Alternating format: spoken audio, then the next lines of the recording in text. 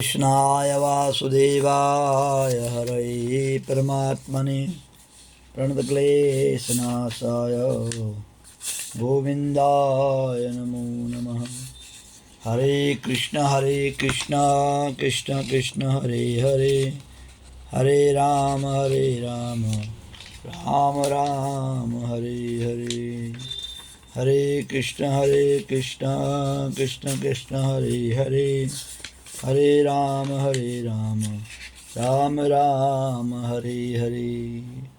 गुरु ब्रह्मा गुरुर्विष्णु गुरुर्देवो महेश्वरा, गुरु साक्षात् परम ब्रह्म तस्मै श्री गुरुभ्यो नमः। बोले पुरुषोत्तम महात्म्य की जय, पुरुषोत्तम मास की जय, आज के आनंद की जय। आइए पुरुषोत्तम मास का 28वां अध्याय। श्री नारायण कहने लगे कि हे नारद, इसके पश्चात वह अत्यंत दुखों को भोग कर बंदर योनि को प्राप्त हुआ। पापों का नाश करने वाला एक सरोवर था जो देवताओं को भी दुर्लभ मृग तीर्थ नाम से विख्यात था। इसी तीर्थ में वह ब्राह्मण फलों की चोरी के पाप से बंदर की योनि को प्राप्त हुआ। नारद जी कहने लगे, हे प्रभु, करोड़ों पापों से युक्त वह बंदर उस तीर्थ में कैसे बसता रहा। श्री नारायण बोले, चित्रकुंडल नाम वाला कोई वैश्य था, उसकी तारका नाम की स्त्री थी। इन दोनों के पुरुषोत्तम मास करते हुए पुरुषोत्तम मास चला गया। पिछला दिन आने पर स्त्री सहित चित्रकुंडल ने अत्यंत प्रसन्नता के साथ उद्यापन किया तथा उद्यापन कराने के निमित्त स्त्री सहित वेदांगों को जानने वाले ब्राह्मणों को बुलाया। हे नारद, वह धन के लोभ से कंजूस ब्राह्मण भी पहुँच गया।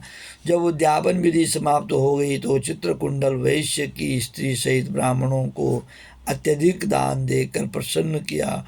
उसकी बहुत सी दी हुई दक्षिणा से ब्राह्मण अति प्रसन्न होकर अपने अपने घरों को चले गई, परंतु अत्यंत लोभी वह कंजूस रोता हुआ उसके आगे आकर खड़ा हो गया तथा विनय से विनम्र होकर अति गदगद वाणी से चित्रकुंडल से बोला, हे चित्रकुंडल, वैश्यों के पति आप इस समय कृतार्थ हो जो आपने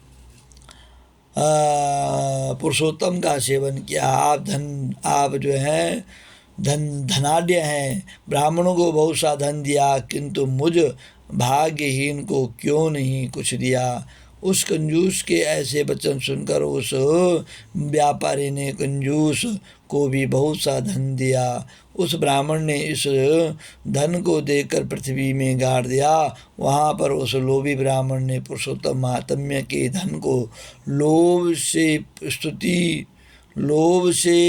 स्तुति की पूजा को देकर के पुरुषोत्तम जी धन के लोभ से सुनकर प्रसन्न हुए, जिसके फल से वह ब्राह्मण मृग तीर्थ को प्राप्त हुआ। वह तीर्थ जल वाला, घनी छाँव वाला, मीठे मीठे फल वाले पेड़ों से शोभित अत्यंत सुंदर वन था। श्री नारायण जी कहने लगे कि हे नारद, जब श्री रामचंद्र जी ने समुद्र में पुल बांधकर रावण का वध कर दिया तो रावण के मारे जाने से ब्रह्मा शिव इंद्रादि सब देवताओं ने प्रसन्न होकर श्री रामचंद्र जी को वर मांगने के लिए कहा। तो उस समय रामचंद्र जी ने कहा कि देवताओं, यहाँ पर जो सूरवीर वानर राक्षसों के हाथों मारे गए, उनको शीघ्र ही जीवित कर दो।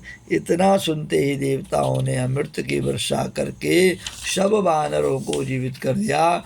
जीवित होकर सारे वानर जय जयकार करने लगे।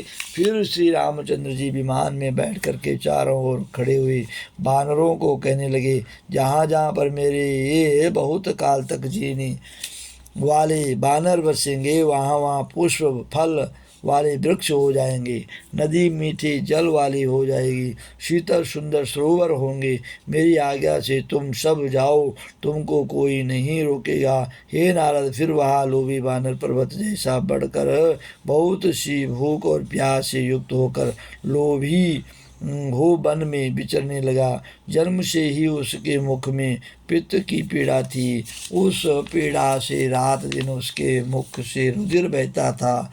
वह अत्यंत पीड़ायुक्त होकर कुछ भी नहीं खा सकता था। वह वानर चपलतावश श्रेष्ठ फलों को तोड़ता और मुख में निकट से जाकर के बहुत से फलों को फेंक देता। इस तरह नित्य प्रति निराहार रहते हुए देव योग से पुरुषोत्तम मास आ गया। उस मास में भी वह उसी तरह शीतल वायु आदि से पीड़ित हो रहा। कोई समय कृष्ण पक्ष में गहन वन में विचरता हुआ वह प्यासा अमृत जैसे कुंड के जल को पीने को समर्थ नहीं हुआ, परंतु भूख से व्याकुल होकर भी चपलतावश वृक्ष के ऊपर चढ़ गया। एक वृक्ष से दूसरे वृक्ष पर जाता हुआ वृक्ष जाता हुआ कुंड में गिर गया और 5 दिन बाद मृत्यु को प्राप्त हो गया। तभी एक विमान वहाँ पर आया जो नाचती हुई अप्सराओं से सुंदर गाते हुए गंधर्व के किन्नरों से शोभित था। इस तरह सुंदर शरीर को धारण कर वह महाभाग वानर अपने शरीर को देखकर अत्यंत आश्चर्य को प्राप्त हुआ और कहने लगा कि मुझ महापापी को यह विमान का सुख जो अत्यंत पुण्य वालों के लिए युक्त है कैसे मिला। मैंने तो कोई पुण्य भी नहीं किया जिससे मैं हरि के स्थान को प्राप्त हूँ।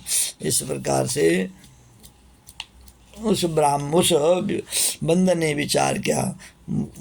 बोले पुरुषोत्तम महात्म्य की जय, पुरुषोत्तम मास की जय।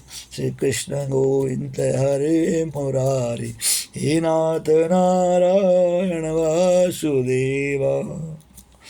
29वां अध्याय। इस लोभी के ऐसे